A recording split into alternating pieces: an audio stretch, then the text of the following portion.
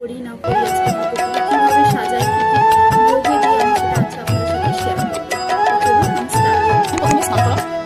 শ্রীনন্দ রাখিল নাম নন্দের নন্দ, যশোদা রাখিল নাম জাদু বাছা, উপানন্দ নাম রাখে সুন্দর গোপাল, ব্রজ বালক নাম রাখে ঠাকুর রাখাল।